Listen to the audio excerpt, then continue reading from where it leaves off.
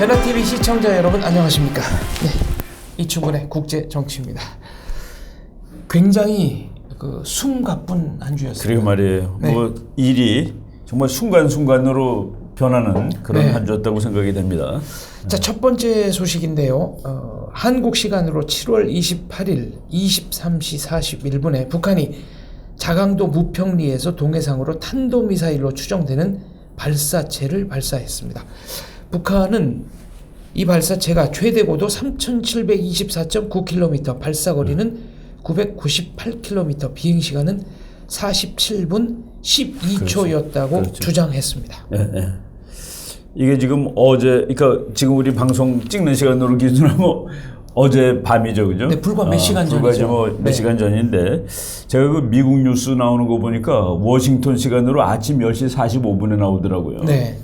그러니까 워싱턴으로 아침 10시 45분이면은 우리나라 밤 11시 40 몇 분이니까 북한이 쏘자마자 브레이킹 뉴스로. 네. 특보가 이제 몇 분 만에 나간 겁니다. 예, 지금 요번에 북한이 쏜 거가 지금 지난주에 미국 DIA라는 거는 국방정보국이라고 얘기할 수 있는데 네. 거기에서 보고서가 나왔습니다. 그런데 우리가 지금 최근에 쭉 통상적으로 알고 있던 북한의 미사일이 미국에 언제 도달하느냐에 관한 평가가 2020년 정도쯤이면 도달할 거다라고 봤거든요. 네. 그런데 이번 주일, 그러니까 지난 한 일주일 전이죠.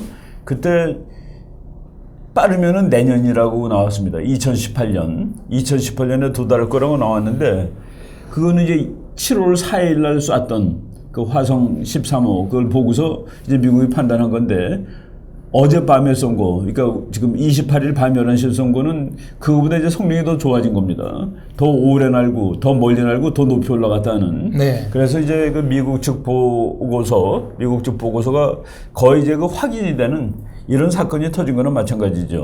정상 각도로 발사했다면 사거리가 1만 킬로미터에 달했을 것이다라는 보고도 나왔습니다. 그렇죠. 지금 아직 정확한 거리 계산은 안 됐습니다만은 우리가 이 ICBM을 어떻게 기준으로 삼냐면은 5,500km 넘는 거를 ICBM이라고 그럽니다. 네. 이거는 어떤 경우를 7월 4일 경우에는 5,500km 정도 되는 거라고 봤죠. 근데 이거는 어느 경우라도 5,500km는 훨씬 넘는, 네. 만 킬로까지 가는 건 모르지만은 그래서 미국 방송에는 이렇게 나오더라고요. 알래스카는 확실하게 지금 사정거리 안에 들어갔다는. 그래서 지금 생각보다 근데 이게 과학 발전은 실험을 통해서 발전하는 것이죠. 그러니까 지금 북한이 거의 미친 듯이 실험을 하는 거는 지금 맹렬한 속도로 성능이 좋아지고 있다는 그런 의미입니다. 화성 14형 발사 후에 24일 만입니다. 그렇죠. 화성 7월 4일이고 7월 28일이니까 딱 24일인데 네. 그럼 사람들이 많이 예측을 했죠. 7월 27일이 휴전협정일. 북한에서는 조국 통일 해방전쟁 승리 자기네가 이겼다. 기념일이라고 주장하죠. 치니까 물론 이제 북한이 미사일을 쏘는 거는 어느 날짜를 보고서 쏘는 건 아닙니다. 그거는 이 상황이 진행되는 거에 따라서 네. 자기 계획표에 따라서 이제 하는 것이죠. 그날이 특별한 날이라서 한다기보다도. 그런데 하여간 이제 지금 마지막으로 발사한 미사일을 보면은 이제 정말 시간이 가까웠다라는 그런 느낌을 이제 받게 됩니다. 북한 관영 매체와 김정은은 이로써 미국 본토 전역이 우리의 사정권 안에 들어왔음이 증명되었다. 이렇게 도발을 했고요. 트럼프 대통령은 북한 정권의 무모하고 위험한 행동을 좌시하지 않겠다. 또 유엔의 구테우스 사무총장은 명백한 안보리 결의 위반이라고 북한을 비난했습니다. 그렇죠. 이제 우리 하도 미사일 얘기, 핵 얘기를 몇십 년을 했는데 비난은 아무리 해도 아프지 않습니다. 비난은 우리 말로 얻어맞아가지고 아픈 사람 별로 없어요. 특히 이제 북한은 이제 이미 그래서 최근에 미국에서는 더 이상 규탄 우리가 강력히 규탄했다 그러는데 북한이 강력한 규탄이 먹히지 않는다는 건 이미 다 세계가 아는 것이고 강력한 규탄보다는 정말 가서 군밤 한 대가 더 아플 겁니다, 솔직히. 그렇죠. 지금 그런 상황이 됐죠. 지금. 네. 문재인 대통령은 즉각 관계기관 회의를 소집해서 한미연합 탄도미사일 발사 등 무력 시위를 해라. 또 사드 4대 4기의 추가 배치를 서두르라고 지시했습니다. 그렇죠. 이것도 이제 우리가 그 순간순간 이제 뉴스가 변하는 걸 보면은 바로 하루 앞의 일도 우리가 예측을 못하는구나는 그런 생각이 드는데 네. 어제 그 밤에 그러니까 오늘 시간으로 이제 우리 지금 기준으로 어제 밤에 미사일을 쐈는데 어제 저녁 때 제가 그 텔레비 뉴스를 이렇게 뭐 보면서 왜 저렇게 늘 생각을 하고 있을까는 그런 것들이 많았습니다. 그 국방부에서 뭐 지금 사드 배치 뭐 이런 문제도 이제 나오고 그리고 이제 미국은 분명히 7월 20일대 초반에 뭐 20일, 22, 3 그 무렵에 그 미국 보고서가 나와서 앞으로 1년 있다가 미국 본토까지 미사일이 날아올지 모른다고 그랬는데 한국 국방부는 앞으로 한 3년은 걸릴 거다라고 그걸 이제 좀 미국이 얘기하는 거 좀 과장됐다는 식으로 얘기를 했습니다. 바로 다음 날 북한이 근데 쐈습니다. 바로 그 얘기 하자마자 북한이 쏴가지고 북한 말로는 미국 전역이라고 지금 얘기를 하고 있는 것이죠. 그리고 뭐 객관적으로 판단했을 때 미국 본토로 가는 거는 이제 확실한 상황이 됐고, 예. 그러니까 우리가 앞으로 한 3년 남았다 그러면은 뭐 환경평가 길게 해도 되죠. 좀 여유가 있으니까. 그래서 그 환경평가 1년 걸리는 거로 하겠다고, 일반 환경평가 하겠다라고 그렇게 얘기를 했는데 그 뉴스가 나오자마자 몇 시간 만에 북한이 미국까지 갈 수 있는 걸 지금 쏘는 이런 상황이 되는 것이죠. 바로 7월 28일입니다. 국방부는 기존에 그 소규모 환경 영향 평가를 하겠다. 사드 배치와 관련해서입니다. 그렇죠. 그랬다가 이 태도를 바꿔서 1년 정도 걸리는 일반 환경 영향 평가를 해야 한다. 그렇죠. 라고 얘기를 했습니다. 그렇죠. 그리고 몇 시간 후에 북한이 이제 미사일을 쐈습니다. 그렇죠. 그러니까 1년 걸리는 환경 평가를 한다는 것은 그 근거를 대라면은 아직은 조금 여유가 있는 거 아닌가 하는 그런 뭐 낙관이 있지 않았겠습니까? 그 미국은 1년 남았다고 그러는데 빠르면 내년에 미국 본토를 다 타격할 수 있는 북한의 핵미사일이 나온다고 그랬는데 우리는 그거는 조금 좀 너무 빨리 계산한 거다라고 하고서 그러니까 사드 배치를 뭐 그런 근거로 연기시킬 수 있는 어떤 조건이 되는지 모르겠습니다만은 문재인 대통령은 뭐 빨리 갖다 놓으라고 이제. 그래서 이제 어제 밤에 그러니까 새벽에 그러니까 북한이 미사일을 그 쏜 시간이 뭐 야밤이니까 11시 40분이 넘어서니까 그래서 뭐 청와대에서 이제 그 외교 안보 장관들 이렇게 회의를 뭐 했는데 그러니까 새벽에 한 것이죠. 그러니까 그리고 사드 지금 2개가 원래는 세트가 6개가 세트입니다. 근데 2개는 지금 가 있고 4개는 지금 외관에 있는데 지금 우리 그 바로 북한이 쏘기 전까지만 하더라도 그거는 외관에다 놔뒀다가 나중에 상황을 보고 한다라고 했다가 이제 즉시 다 갖다 놓는 거로 일단 뭐 이렇게 그 지시가 나온 모양입니다. 전문가들 얘기를 들어보니까 이 미사일은 그 레이더가 굉장히 그 습도에 민감해서 6개를 갖다 놔도 아무리 섬세하게 관리를 한다 하더라도 6개를 갖다 놓는 경우에 1대나 2대 정도가 이제 실전에 바로 쏘아 올릴 수 있는 정도가 된다. 그래서 6개가 필요한 거다라는 얘기를 하더라고요. 그렇죠. 그 이제 그 하나를 세트로 만들 때는 그 군사 작전에 가장 최적한 거를 사는 겁니다. 그러니까 쉽게 얘기해서 우리가 가지고 있는 총을 쏠 때 이게 보통 연습할 때처럼 다 나가는 게 아니에요. 쏘다가 안 나갈 경우도 있고 다 그런 거를 합쳐서 뭐 이제 조직도 만들고 무기도 이제 지급을 하고 그러는 것이죠. 무기 체계도.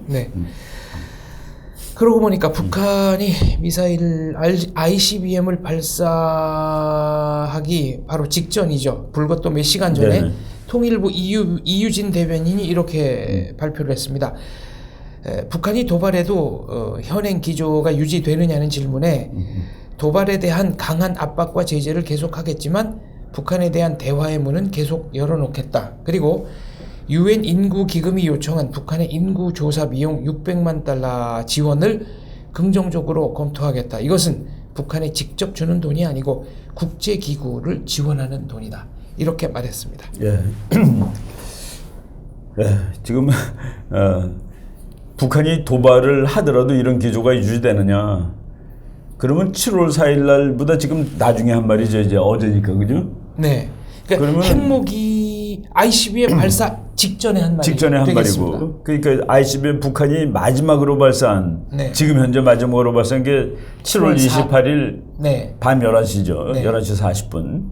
근데 이제 그거 직전에 네.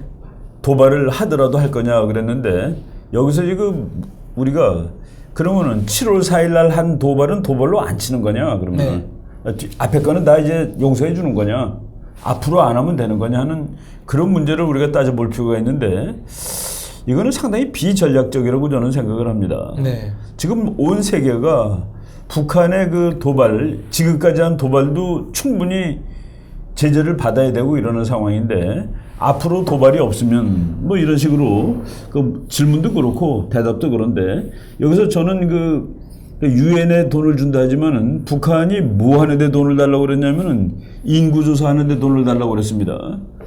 인구조사 하는데 돈을 달라고 그랬는데 북한이라는 나라가 체제가 뭡니까?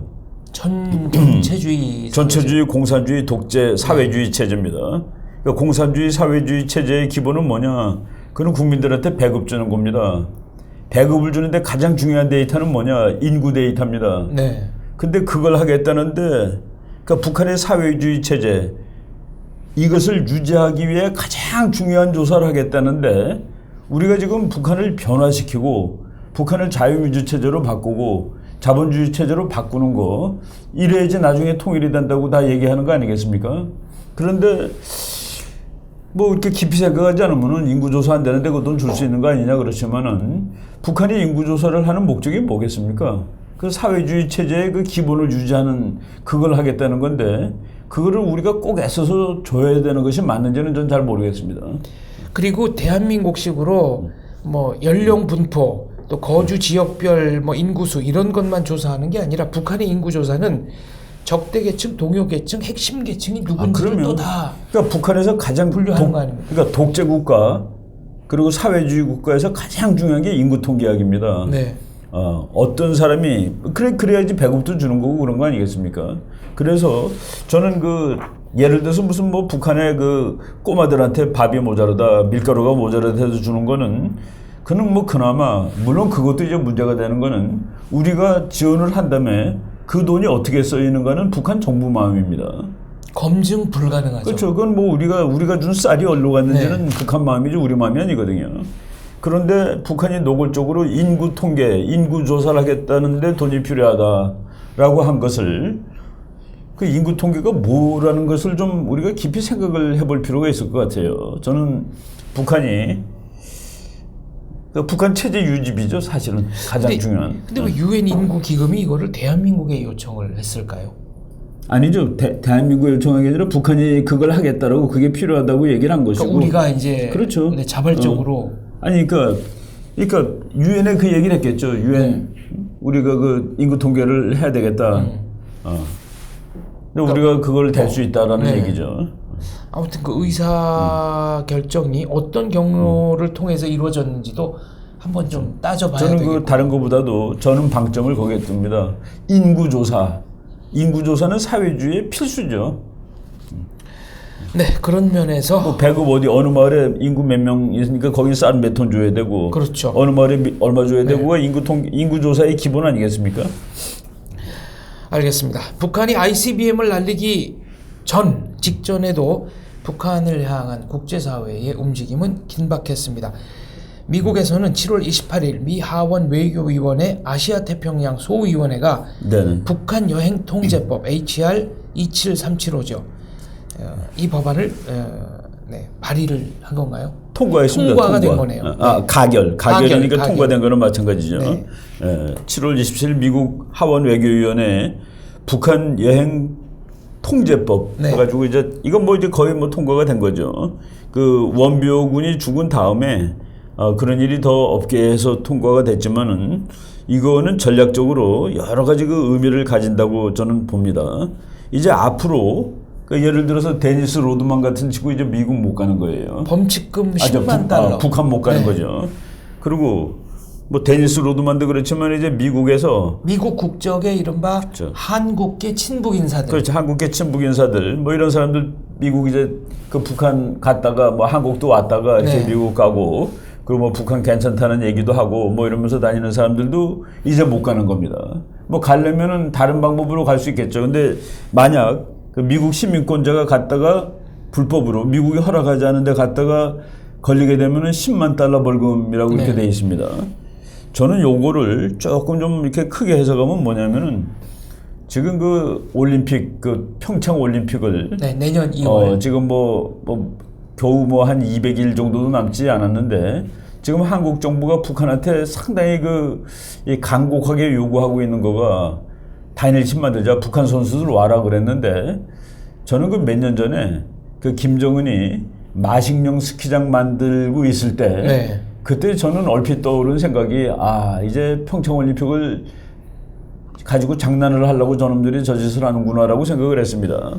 그러니까 올림픽 논아서 하자는 얘기죠. 우리가 눈도 많고 시설도 좋으니까 여기서 같이 하자.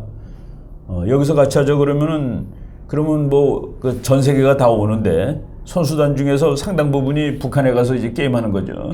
나는 미국 팀은 이제 못 간다고 봅니다. 그렇죠. 미국 팀은 못 가죠 이제. 근데 미국 팀을 그러니까 미국 선수단이 아마 그 올림픽 선수단 중에서는 그 몇 번째 가는 대규모일 텐데 제일 클 수도 있고. 그 선수단은 일단 북한은 못 가는 거지. 그럼 이게 얼마나 우습겠냐는 그런 생각이 드는 겁니다. 그래서 저는 이게 이것까지 고려해서 미국이 했을까? 뭐 전략가들이 많을 테니까 뭐 고려했을 수 있다고 봅니다. 그래서 이게 그냥 북한 여행 통제법, 그러니까 뭐 한수 더 떠서 생각한다면 북한한테 그런 꼼수 부리지 말라라고 경고했는 것인지도 모르죠. 그렇게까지 해석이 가능하겠군요. 일단 북한 여행 통제법이니까 미국 사람들 한국에 오는데 북한하고 가장 가까운 곳으로 오는데 평창이니까 앞으로. 근데 거기 넘어갈 수는 없다는 뭐 그것도 여기 같이 되지 않겠습니까? 7월 27일에 미국 상원을 압도적인 표 차이로 통과했습니다. 98대인데요. 다죠 이거는. 북한, 러시아, 이란 제재 패키지법. 이거는 또 어떤 의미가 있겠습니까? 지금 이제 중국뿐만이 아니라 사실은 러시아는 산유국 아닙니까? 그 러시아가 북한에 기름 대주면 중국이 맞고 뭐 이러는 것도 다 무의미해지죠. 그래서 최근에 미국이 이제 북한을 전방위 압박을 하면서 중국뿐만 아니라 이제 러시아를 걸고 넘어가는 겁니다. 그래서 러시아를 걸고 넘어가는데 그 상원에서 98대 2로 통과됐다는 건 이건 뭐 대단하죠. 근데 그게 25일 날 상원에서는 27일 날 통과됐는데 25일 날 하원에서는 419대 3으로 통과됐습니다. 뭐 이것도 그냥 100%라고 보면 되죠. 그러니까 미국에는 지금 이 북한이 핵을 못 만들게 하는 데 대해서는 미국에서는 반대가 아무도 없다라고 보면 될 정도입니다. 이 법안의 내용을 들여다보겠습니다. 북한의 원유 및 석유 제품의 판매, 이전을 금지한다. 그렇죠. 북한의 노동자 고용을 금지한다. 다 러시아에 해당되는 얘기죠. 북한산 식품, 농산품, 어업권, 작물 구매의 획득 거래를 금지한다. 북한의 통신 서비스 제공을 금지한다.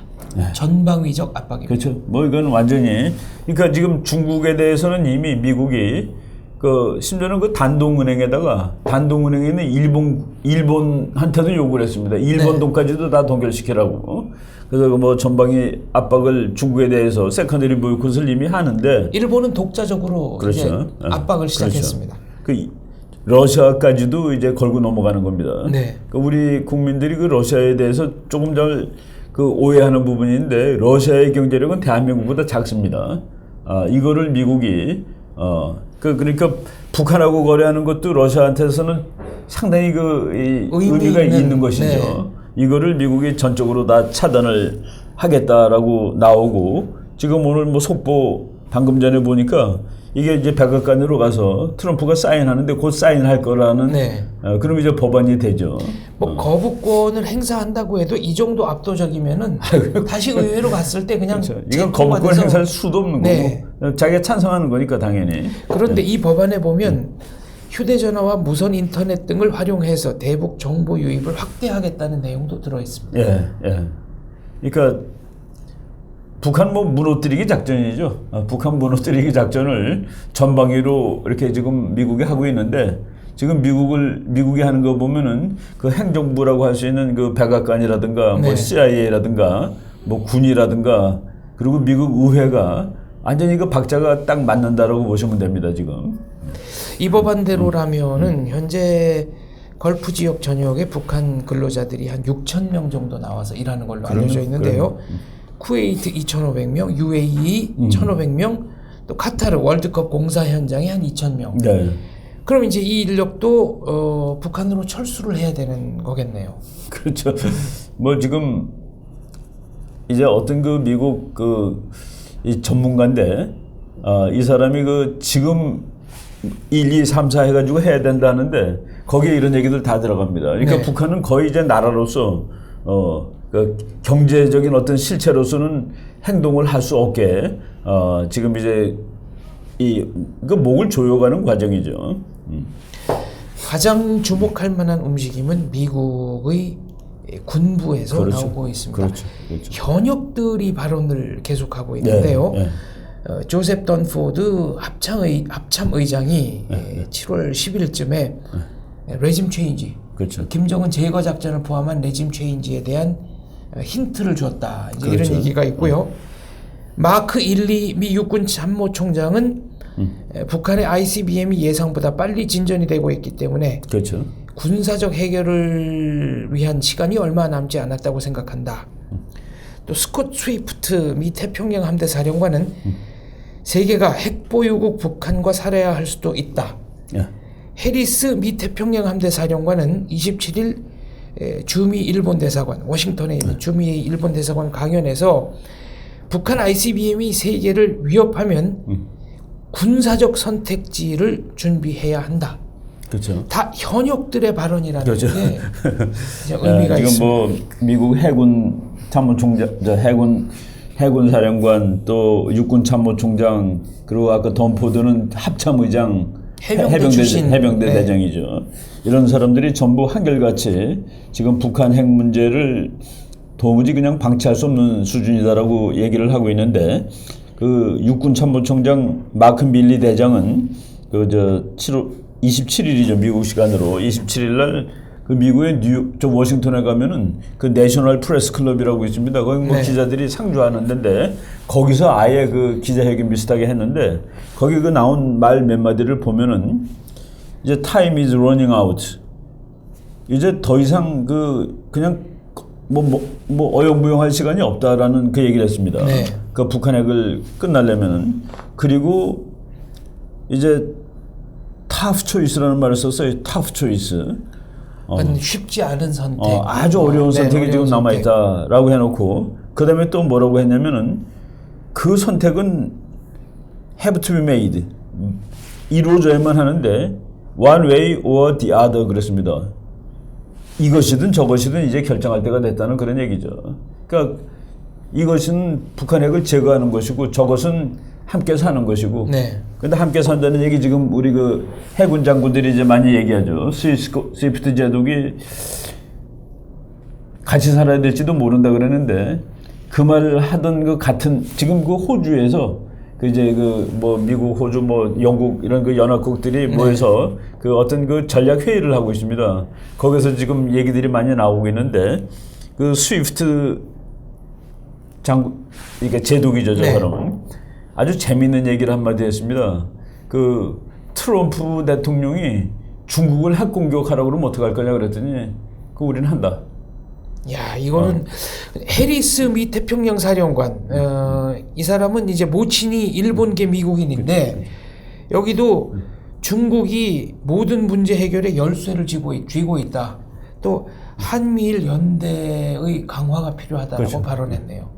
근데 핵은 놀라운 답인데 놀라운 답이라기보다도 중국 핵폭격 아예 노골적으로 그렇게 얘기했습니다. 노골적으로 했다는 게 놀랍네요. 그러니까 트럼프 대통령이 중국을 핵폭격하라고 그러면 우리는 하는 것이다 하고서 그러면서 이제 나중에 뭐 그것이 문제가 안 되겠습니까? 뭐 시끄러운 문제가 되니까 가정을 얘기한 것이고 그리고 미국은 대통령이 명령하면 군대는 하는 거다라는 식으로 얘기를 했는데 이 발언에 대해서는 중국 언론이 아주 격렬하게 반발했죠. 그렇죠. 외교부도 반발했고요. 그렇죠. 네. 그러니까 핵을 북경을 폭격하라고 하면 핵 폭격하라고 그러면 자기네들은 한다라는 식으로 그 중국을 콕 집어서 얘기했다는 것도 상당히 그 의미가 있는 지금 북한이라는 문제하고 지금 다 이렇게 결부가 돼가지고 네. 지금 상황이 진전되는 겁니다. 근데 이것이 그냥 다만 뭐 지금 보세요. 우리가 오늘 얘기한 거 북한 얘기 들어가죠. 중국 들어가죠. 러시아 들어가고 있습니다.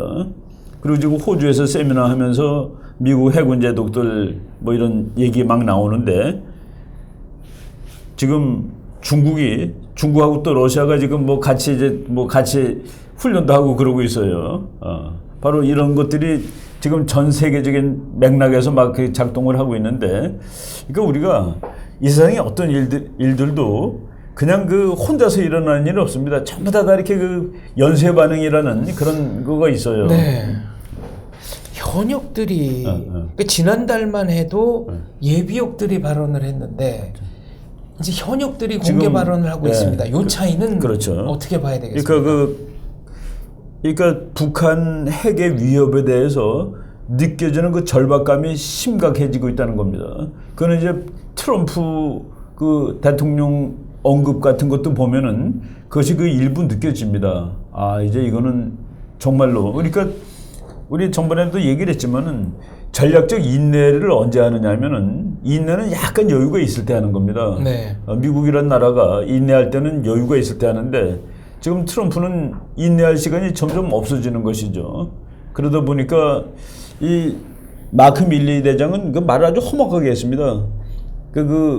어터라는 말을 썼는데, 그러니까 아주 궁극적인 결정적인, 그러니까 북한이 그렇게 그냥 완전 파괴가 될 거다. 그리고 여기에는 여러 가지 그 힘든 일들이 그 코스트, 네. 이전 그 희생이 수반될 거다라는 이런 얘기까지 다 했습니다. 예컨대 한반도가 전쟁 그렇죠. 상황에 돌입하면 그렇죠. 뭐 인명 피해도 날 거다. 그렇죠. 근데 LA가 폭격을 맞는다면 또 엄청난 인명 피해가 날 그렇죠. 거다. 뭐 이런 그런 얘기고. 상황을 미국이 네. 감내할 수는 없다는 그런 얘기입니다.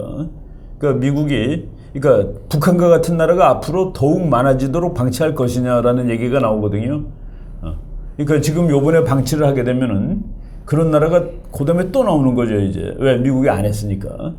그런 세상은 차라리 소련하고 옛날에 그 핵 억제하던 때보다도 더 피곤한 세상이 되는 건데 이거를 방치할 것이냐는 그 기로에 지금 와 있다고 봅니다. 이번에 그 이란도 같이 미사일 쏘고 그랬어요.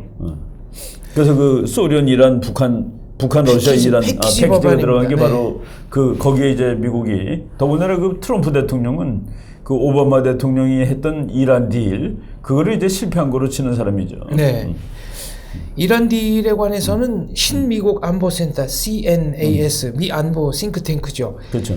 여기서 27일 날 펴낸 보고서가 있습니다. 새 대북 제재 청사진인데 2010년 이란의 케이스를 북한에 적용해야 한다.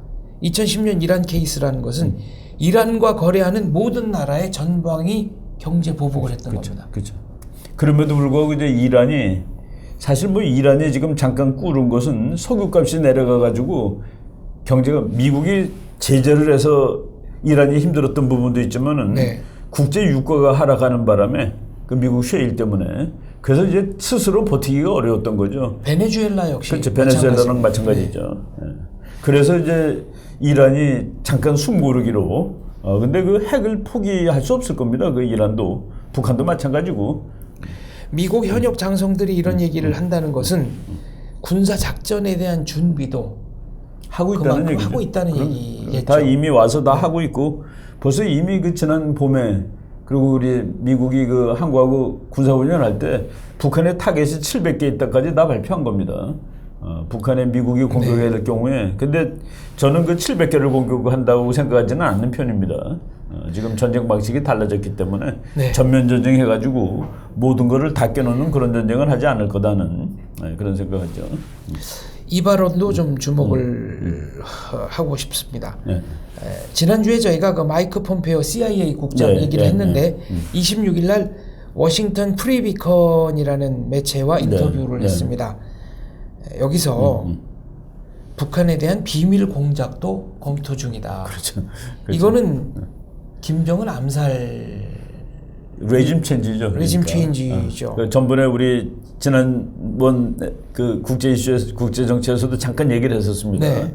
그 공개석상에서 그럴 수 있다라는 것을 운을 띄웠습니다. 그 마이크 폼페오가. 이 마이크 네. 폼페오는 이 사람이 그 하원의원 뭐 정보 관련 뭐 담당하던 의원인데 원래는 이 사람이 그 육군사관학교 수석 졸업한 사람입니다. 아주 그 엘리트군요. 엘리트의 네.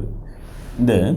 그래서 북한을 그 핵을 하기 위해 뭐 이렇게 핵을 가서 이렇게 뺏는 것만이 제거하는 것은 아니죠. 제가 오늘 아침에 읽은 논문에는 그 사이버 테러라는 그런 걸도 있습니다. 사이버, 네. 북한의 이제 모든 미국의 그리고 사이버 사령부가 생겼습니다. 최근에 아예 그 군사령부로 생겼는데 그 이제 그거는 사이버 공격용이죠. 네. 그래가지고 정확한 그 인터뷰 내용을 제가 좀 읽겠습니다. 네. 미국 안보 이익에 있어서 가장 임박한 위협은 무엇이냐? 이 질문에 마이크 폼페오 국장은 북한과 테러리즘이다. 북한은 그렇죠. 테러와 더불어 미국에 대한 최고의 위협이다. 이렇게 얘기를 했고요. 그렇죠.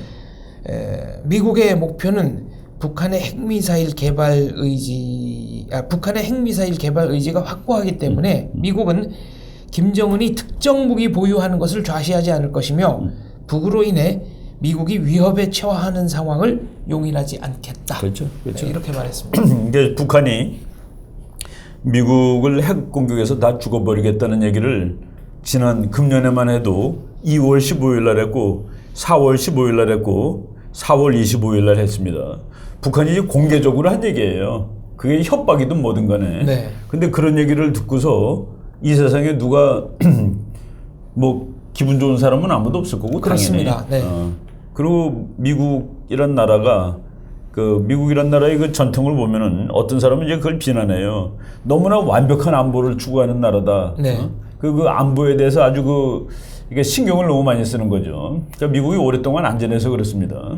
근데 이제 지금 북한이 미국까지 오는 미사일 가지는 건 도무지 허락할 수 없다. 지금 그것이 바로 1년 남았는데 이제 앞으로 1년 동안에 해결하겠다는 그런 뜻이나 마찬가지죠. 마이크 폼페오 국장은 지난 5월에 한국 임무센터라고 번역을 해야 되나요? 코리아 미션 코리아 센터. 미션 센터. 네. 이 창설을 아예 공개적으로 언급을 그렇죠. 했었죠. 이 사람이 그 한국 방문해가지고 저쪽 그 연평도 북한이 포격한 데를 가서 그 뭐 이렇게 아직도 그 복구가 완전히 되지 않은 시설도 이렇게 구경을 하고 갔습니다. 그러고 가서 이제 첫 번째 그 특기 조치가 코리아 미션 센터라는 거를 그 미국 CIA 속에다가 하나 부서를 창설했죠. 네. 아주 막강한 힘을 가지는데 그래서 보니까 북한과 관련한 CIA 내의 모든 자원 능력 권한을 부여했죠. 코리아 미션 그렇죠. 센터에 부여하겠다. 그렇죠. 그리고 정보 수집, 비밀 공작, 미 국방부에 대한 무기 지원 등을 다 하는데 그렇죠. 굉장히 의미심장한 문구가 하나 눈에 네, 띕니다. 이 한국임무센터의 설립 목표 가운데 하나는 미국 대통령에게 문제 해결을 위한 다양한 선택안을 제시하는 것이다. 그렇죠. 그렇죠. 미국이 문제 해결하는 거는 가서 전쟁에서 없애버리는 거 하나 있고, 그 이제 오보스로우라는 책이 있습니다. 네. 그 미국이 역대 그 다른 나라 마음에 안 드는 정권 다 무너뜨린 거, 그 오보스로우 그 쓸어버리는 이거는 전쟁 안 하고 하는 거죠. 제가 항상 그 얘기하는데 그 CIA 뭐 우리나라도 마찬가지죠. 이 세계 어느 나라도 정보기관이 있는데 그 정보기관이 평소에 잘 싸우면은 진짜 전쟁은 안 해도 됩니다. 사전에. 그렇죠. 네. 그러니까 정보기관들이 전쟁을 잘해주면은 네. 그 우리 007 영화에 나오죠. 그런 거 다 잘해주면은 진짜 군대 가서 싸울 일이 없어요. 그래서 저는 그냥 제 그 데피니션을 내린다면은 각국의 그 정보기관이 정보 수집만 하는 게 아니라 오퍼레이션 작전도 하거든요. 그 미국 아프가니스탄 같은 데는 CIA가 들어가서 먼저 작전하는 겁니다. 그럼으로써 이제 군사작전을 하는데 쉽게 해주고 또는 정보도 제공하고 옛날에 그 러시아가 소련이 이제 그때만 해도 아프간 점령했을 때 그 무자히딘 반군한테 무기 대준 거는 미국 국방부가 아니라 CIA입니다. 네. 바로 그런 식으로 다 작전을 하는데 지금 대통령의 북한 핵 문제를 해결하기 위해서 트럼프가 여러 가지 옵션이 있는데 그 중에 하나를 CIA가 제공해 주겠다. 이거는 전쟁 안 하고 해결하는 옵션이죠. 그게 바로 레짐 체인지도 있고 또 그 속에서 하여간 북한 정권, 지금 현재 정권을 더 이상 기능하지 못하게 하는. 이 워싱턴 프리 비컨은 이제 우익 매체로 알려져 있습니다. 프리 비컨 이름 자체가 네. 자유의 횃불이니까. 네. 이쪽에서 나오는 얘기는 이 한국인물센터가 또 다른 기능을 수행할 것이다. 예를 들어 대한민국 국정원의 직제 개편이라든가 기타 유동적 상황과 상관없이 그렇죠. 미국이 독자적으로 이제 북한에 대한 정보를 수집하겠다는 것이다. 이건 참 이렇게 말하면 우리 동맹국인데 미국은 모든 상황에 대처하는 것이니까 그래서 특별히 지난 5월달에 저런 네. 그 얘기를 했다는 거가 혹시 그 우리 이 안보 정보 협력이 잘 안 될 경우에 네. 북한 문제 해결하는데 그래도 자기네들이 스스로 할 수 있는 이 능력을 그 캐패시티를 증강시키는 것이죠. 네, 이미 이 한국인물센터는 공식 업무에 돌입한 것으로 알려져 있습니다. CIA를 퇴직한 한국계 미국인. 그렇죠. 고등학교 1학년 때인가 미국으로 이민 간 그렇죠. 모 인사를 이미 책임자로 김시성을 가진 요원을 임명한 것으로 알려져 있습니다. 네, 다음 소식으로 넘어가 보겠습니다. 저희가 프리덤 오브 내비게이션 남진하해에 서 벌어지고 있는 일들에 관해서는 여러 차례 말씀을 드렸습니다만은 그렇죠. 영국 함대가 이 작전에 동참하겠다고 아예 대놓고 선언을 했습니다. 네, 그 영국 함대가 이제 항공모함을 파견할 예정으로 있는데 그 항공모함이 보니까 그 모양이 아주 장대합니다. 네. 미국 거가 지금 10만 톤 정도 치는데 그 한 6만 톤급 이상인데 그 항공모함을 파견해서 프리덤 오브 내비게이션 작전 지금 미국이 하고 있죠. 사실 그 미국이 트럼프 대통령이 된 다음에 그 프리덤 오브 내비게이션 오퍼레이션을 자제하고 있었습니다. 네. 왜냐하면은 북한 문제를 중국이 좀 해결했으면 좋겠다고 요구를 했잖아요.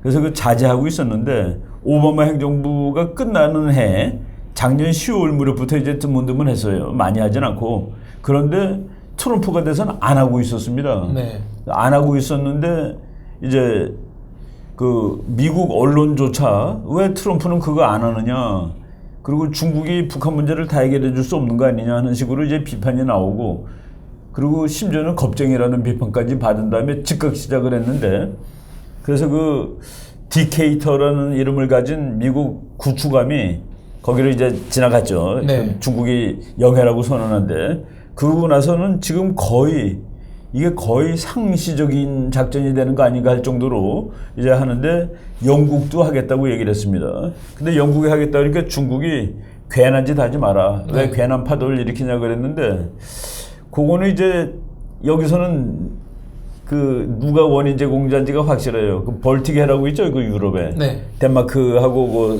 스칸디네비아 반도 그 사이 바다. 네. 거기 가려면 영국 앞바다로 이제 들어가야 되는 그렇죠. 겁니다.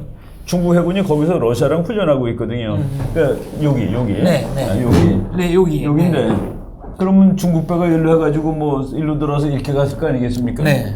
그러니까 영국 앞바다로 중국 군함들이 지나갔죠. 그 영국은 니네 앞바다에 나도 가겠다는 그런 얘기죠.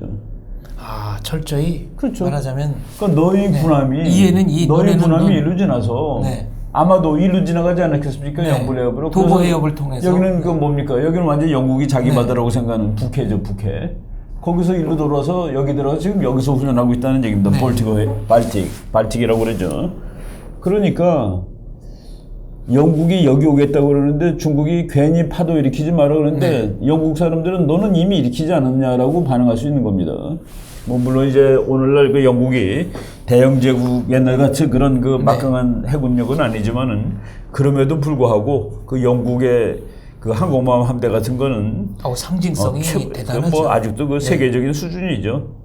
항공모함 얘기가 나온 김에 여쭙겠습니다. 지금 미국의 그 항공모함 이번에 새로 나온 거 많을 때는 2대가 이제 동해 2대, 3대 이제 보통 3대, 이게 3대가 가면은 전쟁한다라고 봐도 될 정도로. 지금 현재 미국 항공모함은 동해에 있습니까? 지금 없어요.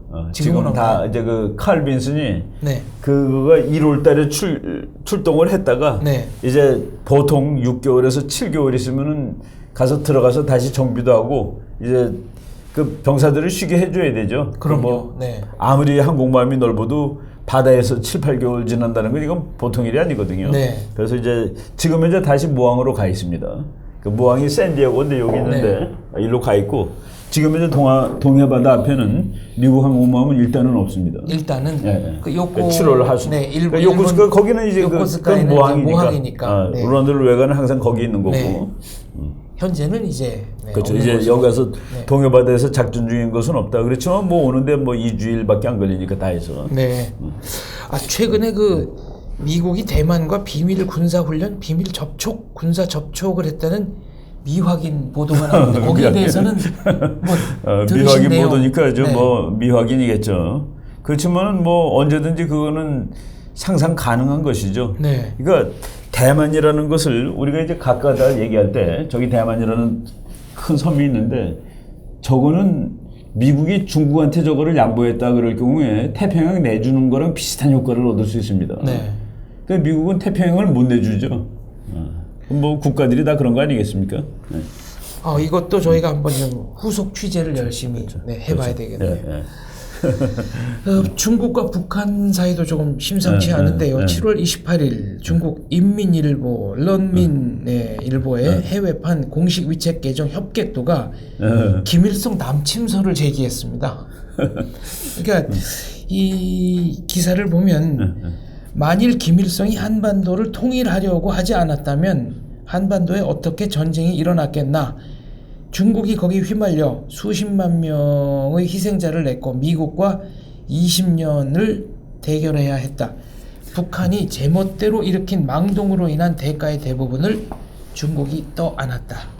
현재 이 기사는 삭제가 되어 있는 상태입니다만은 이거는 사실상 김일성이 남침을 한 것 아니냐. 중국의 공식적인 역사관과는 완전히 다른 얘기입니다. 예, 뭐 이거를 왜 썼는지 우리가 뭐 이렇게 뭐 해석할 수가 있겠습니다만은 중국이 북한이 공격할 수 있도록 한 가장 기본적인 것들을 제공했던 나라입니다. 그러니까 우리가 뭐 항상 얘기했지만은 그 휴전 38선에 제일 앞에서 제일 선봉을 섰던 사람들이 그 중국 모택동 공산혁명 때 거기서 같이 싸웠던 그 조선 네, 3개 사단을 3개 사단을 보내서 그러니까 이렇게 지금 와서 얘기를 했지만은 중국이 그러면 안 된다라고 그때 얘기했으면은 못했을 수 있죠. 네. 뭐 김일성이가 자기가 전쟁하고 싶다고 할 수 있는 건 아니에요.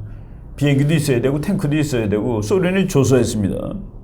그리고 우리가 그 한국 전쟁론 강의에서도 잠깐 얘기를 했습니다만은 중국이 적극 지원했다가 최근의 이론입니다. 네. 이제까지 나온 모든 그 자료를 다 했을 때 모택동이는 사전부터 김일성의 전쟁 계획을 알고 있었고 처음부터 적극 지지했다. 그게 네. 이제 첸지안이라는 그 미국에 있는 중국계 교수의 그 최근 이론인데 이거를 뭐 전부 다 이제 그 뒤엎는 것이지만은 다만 중국의 그 공산당 기관지인 그 인민일보가 남침을 이제 확인을 해줬다는 그런 의미는 있겠군요. 중국군이 연인원 135만이 참전했고 가장 많이 와 있을 때는 60만 명이 한꺼번에 있었던 적도 있다고 하네요. 그리고 전사자의 경우 중국 측 주장은 15만 2천, 미국 측 추정으로는 40만입니다. 예. 부상자는 48만 6천. 이거 지금 우리가 그 전쟁 통계를 아직도 정확히 모르는데 그냥 대략해서 100만 대군으로 봅니다. 중국군이 그 중국군도 아니에요. 그 인민지원군이니까. 네. 그 중국군으로서 뭐 이렇게 중국군 계급장 달고 온 것도 아니고 그 공식 군대 파견은 아니다는 것을 이제 세계 만방에 알리기 위해서 다 의용군이라는 식으로 인민 지원군들이 네. 달려갔다라고 얘기했고 그리고 이제 지금 미시간 대학에서 나온 그 COW 자료 그게 이제 전쟁 공부하는 사람들이 항상 보는 자료인데 거기에 의하면은 중국군 전사자가 18만 몇천 명입니다. 그래서 저는 그냥 강의할 때 19만이라고 대략 얘기를 하고 그리고 40만 명 정도가 부상을 당했다 그러는데 지금 이거는 뭐 말이 뭐 전부 다 의미가 있는 숫자 네. 같습니다. 미국이 40만이라고 그러고 거의 뭐 하여간 중국군 전사자 평가가 나올 수가 없겠죠. 뭐 우리 그렇죠. 네. 그 뭐 영화가 다 맞는 얘기는 아니지만은 옛날에 그 오인의 해병이라는 영화 보면은 그 뭐 아주 옛날 영화지. 네. 거기 보면은 뭐 기관총이 뜨거워서 총알이 안 나갈 때까지 쏘잖아요. 저 중공군이 막 인해전술로 올 때 그런 거 보면은 생각보다 훨씬 많은 그 피해자가 있을 수가 네. 있겠죠. 몇 명 파견한 건지도 이것도 사실은 그 뭐 정확한 통계가 아닐 수도 있겠죠. 그렇죠. 연인원 135만이 참전한 것으로 그렇죠. 추정을 하는 그렇죠, 것입니다. 그렇죠. 네.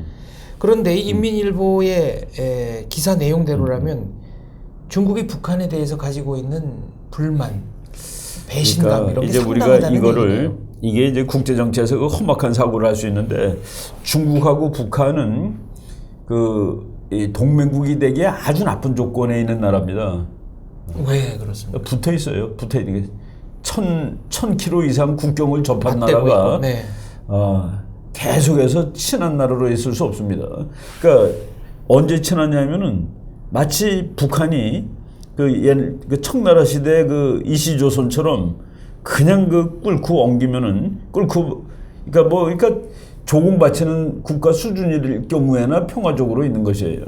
그러니까 북한이 자기 나름대로 독립성을 유지하고 이러는 한 중국과 북한과의 관계가 진짜 말로는 혈맹이라고 그러는데 그 혈맹으로 있기가 사실 어려운 관계입니다. 그러니까 엄밀한 의미에서 우리가 미국하고 북한은 친해야 될 이유가 무지하게 많은 나라입니다.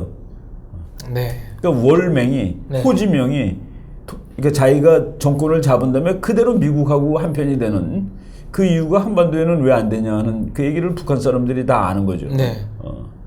그래서 지금 뭐 김정은 이 인물이 미국과 어떤 뭐 공식적인 우호적인 거래를 할 수 있는 그런 사람이라고 뭐 미국이 보질 않으니까 그렇지. 북한에 정말 그 개명군주가 나오는 날 레짐 체인지 이후에 네. 뭐 어떻게 예. 그리고 지금 우리가 이제 북한의 그 미사일이 어디까지 가느냐를 항상 미국을 위주로 그리는데 중국은 이미 다 포함된 겁니다. 그렇군요. 그렇죠. 훨씬 가까우니까. 훨씬 가까우니까. 그러니까 서울까지 오는 미사일은 북한까지도 가는 거예요. 북한 거가. 근데 지금 중국이 그러니까 북한은 영원히 자기 편이다 그렇지 않죠. 미국 편 될 수 있습니다. 언젠가. 중국으로서도 그러면 안 되죠. 이게 거의 딜레마. 그렇죠. 딜레마죠, 자기도. 네. 지금 국경 얘기를 하셨으니까 최근에 그 북중 국경지대에 여러 가지 그 군사적인 이동이 감지가 되고 있는데요. 북한 핵도발에 대비해서 중국군 특수화력부대 1개 여단이 길림성 백산시 장백현에 비밀 주둔하고 있다는 기사가 나왔습니다. 예. 뭐 저런 기사들 이제 드문드문 나오는데 북한이 붕괴됐을 때 중국이 개입할 거냐 뭐 개입을 한다고 보고 대처를 해야 하는 것이 맞죠. 그러니까 전략은 항상 그 나쁜 상황을 가정해야 되니까 네. 희망 상황을 가정하는 건 전략이 아닙니다.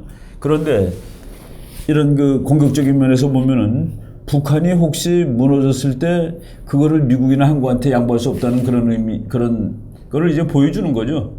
이거 비밀리에서도 인공위성으로 다 볼 테니까 중국군이 북한 쪽으로 움직인다. 그러니까 이제 그거를 보수적으로 또는 그 방어적으로 얘기한다면은 북한에 난민이 나오는 것을 막는 거야. 중국으로 막 흩어지면 큰일 나니까 네. 국경 봉쇄하기 위한 그런 조치라고 얘기할 수 있는데 적극적으로 보면은 북한이 붕괴됐을 때 자기네가 먼저 와서 선점하려고 여기 와 있는 거라고도 볼 수 있는 것이죠. 근데 이거는 네. 뭐 우리가 중국이라도 저렇게 해야 되지 않겠습니까? 그 상황에 대비하는 건데. 보도에 따르면은 김일성이 그 중국의 문화혁명 때 압록강 두만강 인근에 대형 저수지를 건설했고 유사시에 중국 측 난민이 넘어올 경우에 이 저수지를 터뜨려서 그렇죠. 국경지대 자체를 완전히 폐허로 만들겠다는 극단적인 구상까지 한 것으로 알려져 있습니다. 그게 이제 그 책 언제 한번 소개를 할게요. 왜 한번 소개했는지 모르겠다. 그 중국 사람이 쓴 책이 있어요. 그 구양선이라는 사람인데 그 사람이 쓴 책이 중국에서는 출간이 안 됐습니다. 그리고 그래서 일본에서 출간했는데 네. 일본에서 출간한 거가 우리말로 번역이 된 책이 있는데 그 책 제목이 북조선 기밀 파일이라는 책입니다. 네. 거기 읽어보면 이 두 나라는 적국이에요. 미국, 북한하고 중국은 적국입니다. 그리고 그런 사례들도 엄청나게 많고, 근데 그거는 지정학적으로 옳은 분석입니다. 지정학적으로 지금 이제 백두산이 있고 거기서 이제 강이 두 개가 흐르잖아요. 네. 하나는 이제 두만강, 이쪽으로 가는 게 압록강, 저쪽으로 가는 게 두만강인데 거기 있는 도를 양강도라고 합니다. 양강도. 강이 두 개 있다 해가지고 고기를 끼고 있는 도를. 양강도에 그 북한군 12군단이 있는데 네. 북한군 12군단의 탱크와 대포는 만주를 향하고 있습니다. 공격 방향이 만주. 그러니까 포신이 저쪽으로 향하고 있다는 그런 네. 얘기죠. 그 뭐 의미가 이제 그럼 북한과 중국이 진정한 의미의 동맹이냐도 한번 따져봐야 되는. 그거 미국이 다 알죠. 네. 그거 미국이 다 안다라고 보셔야 됩니다. 그래서 북한이 그것도 우리가 언젠가 얘기했어요. 네. 그 중국이 적이라는 것을 노골적으로 이제 뭐 공개적으로 써붙이기도 하고 미국이 이렇게 볼 수 있는 데다 써붙이기도 하고. 그렇습니다. 뭐 일본은 100년 그렇죠. 숙적, 100년 숙적. 중국은 1000년 숙적이라고. 뭐 이런 식으로 중국이 얘기를 하고 뭐 중국 전승절에도 네. 참 그 북한이 제일 김정은이가 가야 될 전승절인데 뭐 거기에 그 최영의 뭐 이렇게 별로 이렇게 거물은 거물이지만은 그 중국 전승절 정도에 파견해야 될 만한 거물이 아닌 사람을 파견하고 격이 있죠. 좀 안 맞는. 그렇죠. 네. 그렇죠. 지금 미국이 다 알고 있다 이런 말씀하셨기 때문에 한번 여쭤보겠습니다. 저희가 오늘 프로그램 서두에 북한이 ICBM 발사 불과 몇 시간 전에 한국 국방부가 그 사드 배치와 관련해서 기존의 소규모 환경 영향 평가하는 것을 그렇죠. 일반 환경 영향 평가로 바꾸겠다. 1년 이상 걸린다. 오래 걸리는 거죠. 네. 더 큰 거고. 또 통일부 대변인의 발언도 소개를 했습니다만은 이런 발언들을 미국이 다 수집하고 있다는 게 정설 아니겠습니까? 이건 또 공개 발언입니다. 텔레비에 뉴스로 나온 거니까 네. 그거 다 모니터하죠. 그 미국은 세계의 모든 것을 모니터합니다. 모든 뉴스를 다 모니터하고 그리고 뭐 국방부에서 직접 나온 거 브리핑도 듣고 그러겠죠. 네. 그런데 여기서 이제 하나 궁금한 거가 우리나라가 이제 환경 평가를 하는데 불합격되면 어떻게 할 거냐는 환경 평가가 불합격했을 경우에 네, 그럼 이제 사드를 갖다 그럼 놓지 사드는 않는 못 갖다 놔야 건지. 되는 거죠. 네. 안 갖다 놓는 건데 그게 좀 궁금해요. 아무튼 문재인 대통령은 사드 4대 4기의 추가 배치를 즉각 지시했다고. 그러니까 그것도 나왔습니다. 사드 배치의 그 사드 배치를 행동으로 옮기는 권리의 소재가 누군지에 대해서 우리가 정확히 또 알아볼 필요가 있습니다. 이게 그 미국 무기잖아요, 그죠? 네. 그리고 미군을 방어하기 위해서 갖다 놓는. 아니 뭐 미군을 방어한다는 게 이제 첫 번째 얘기고, 그러니까 우리 그 스카페로티 대장이 미국 가서 지금 북한의 미사일이 좋아져가지고 주한미군 위험한데 이거 방어해야 되지 않겠느냐 하는데. 그거 방어하는 거가 한국은 안 방어하고 미국만 방어한다는 거로 이제 오도가 됐습니다. 네. 미군을 방어할 수 있는 건 한국도 막을 수가 있는 것이죠. 그렇습니다. 네. 그런데 그거를 갖다 놓는 마지막 그 행동을 하는 거는 미국이죠. 미국 무기니까. 네, 그런 면에서 좀 곰곰하게 따져봐야 될 점이 있는 것 같습니다. 그렇죠. 북한이 미사일을 발사하기 하루 전입니다. 한국국정기획위원회의 대북구상을 비난했는데요. 국정기획위의 대북구상은 2020년까지 한반도 전역의 비핵화를 달성한다. 북한 인권 문제 해결을 위해 노력한다 였습니다. 북한은 한국국정기획위의 대북구상이 시대의 요구와 촛불 민심을 똑바로 보지 못한 것이다. 전임 보수 정부의 동족 대결 정책과 복사판이다. 이렇게 비난했습니다. 네. 이게 참 여기서도 또 우리가 그 동의어를 한번 반복해보죠. 북한은 전갈이라고 그랬습니다. 전갈은 독을 빼면 전갈이 더 이상 아니에요. 네. 근데 이제 북한이 그 김일성이가 했던 말 한번 다시 반복을 하죠. 김일성이 그 한국하고 처음으로 대화를 시작한 것이 1972년입니다. 72년 7.40 남북 동성명 때 공동성명. 남북 네. 공동성명하고 그리고 이제 우리 대표단이 평양 가고 북한 대표단이 서울 왔잖아요. 서울 와서 보니까 서울에 뭐 빌딩도 많고 뭐 그때 그 다 불 켜고 그랬습니다. 밤에 이제 불 끄지 말라고 그랬는데 그때 그 북한 그 이 통일 일꾼들이 북한에 왔을 때 김일성이가 그 사람들한테 지시 내린 상황이에요. 남조선에 어떤 형태의 정부든 정부가 있는 것은 진짜 평화가 아니다. 설령 아주 친북적인 그렇죠. 정부를 어떤 하더라도. 형태의 정부가 있더라도 네. 그것은 진정한 평화가 아니다. 그러니까 이제 진정한 평화는 한국의 정부가 없어지는 날 그것을 절대로 잃어버리면 안 된다라고. 그리고 이제 거기 그 앞전에 한 말은 그 한국이 급속한 경제 발전을 이루겠다고 해서 놀라거나 부러워할 필요는 없다. 어느 날 우리가 그걸 다 뺐으면 우리 거가 되는 것이다라는 얘기도 같이 합니다. 네, 저는 그런 면에서 북한이 적화야욕을 버리지 않았다. 한순간도 버리지 않았다고 개인적으로는 생각을 하고 있습니다. 그거 이제 우리가 적화야욕 이런 말을 쓰는데 북한으로는 자기가 통일의 주역이 되는 것이에요. 북한 위주의 북한 통일. 김씨 정권이. 네. 김씨 정권이. 결론적으로 요 질문 한번 드리겠습니다. 어제 그러니까 7월 28일 23시 41분에 북한이 발사한 발사체는 ICBM입니까? 지금 그 이제 날른 궤적이라든가 네. 이런 거를 다 이제 인공위성으로 판독을 한 것이죠. 그래갖고 3,700km 올라갔다 그러니까 엄청나게 높이 올라간 겁니다. 네. 그리고 보통 이제 1,000km 상공으로 날면은 그 우주로 해서 이제 다른 대륙으로 가는 거죠. 그리고 그러니까 발사된 데서부터 떨어진 데까지 그게 이제 직선으로 1,000km입니다. 네. 요거를 이어보면은 5,500km는 분명히 넘는. 그러니까 5,500km를 우리가 ICBM의 기본으로 보니까 이거는 비행 거리상으로 확실한 대륙간 탄도미사일이다라고 이제 볼 수 있는 거죠. 그렇다면 미국이 설정해 놓은 레드라인을 완벽하게 넘어선 것이고요. 그렇죠. 북한 스스로도 미 본토 전역이 우리의 사정권 안에 들어왔다라고 이제 아예 공식 발표로 공식 했습니다. 발표하는 거죠. 그렇다면 이제 어떻게 되는 겁니까?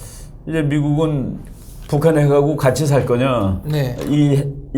이런 상황은 더 이상 감내할 수 없다라고 볼 거냐? 그러니까 그 마크 밀리 장군 대장의 얘기대로 one way or the other 이 둘 중에 하나를 택해야 되는 상황이 온 거죠.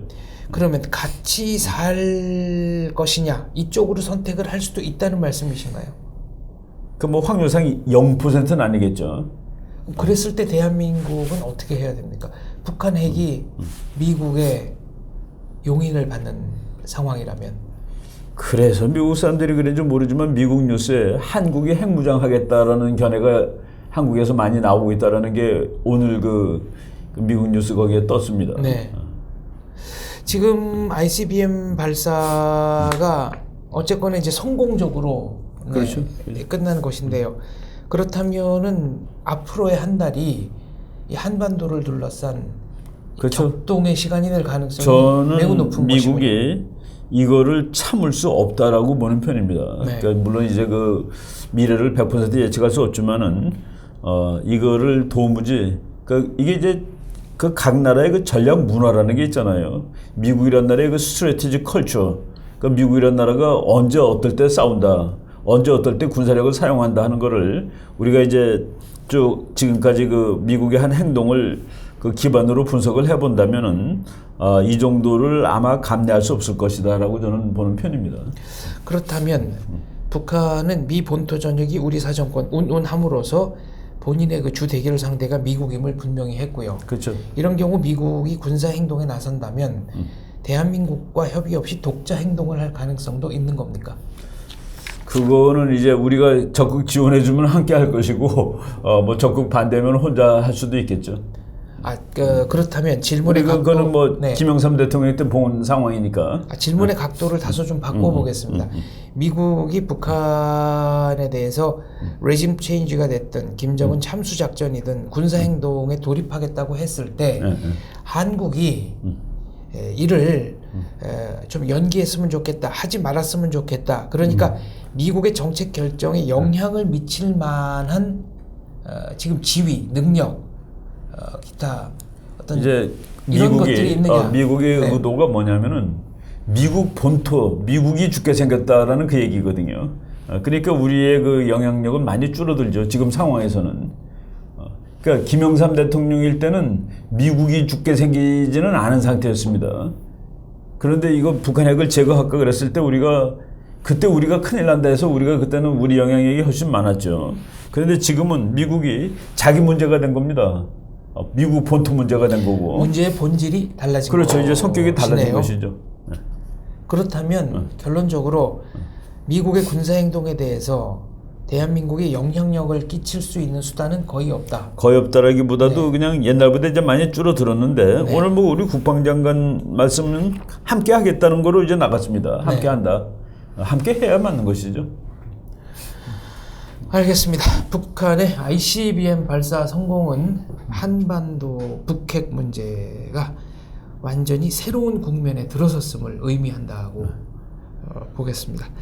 앞으로 한 달 동안 격동. 아니 이거 여기 지금 또 한나가 이제 핵실험을 한 번 더 하면 그때는 정말 결정타가 될 겁니다. 그때는 6차 핵실험. 그렇죠. 지금 5차까지 했는데 6차가 되면은 이제는 그 탄두를 실을 수 있구나가 이제 확인이 되는 것이죠. 어쨌거나 시간은 점점 더 긴박한 쪽으로 흘러가고 있는 것으로 보입니다. 오늘 순서는 여기까지 하겠습니다. 감사합니다. 네.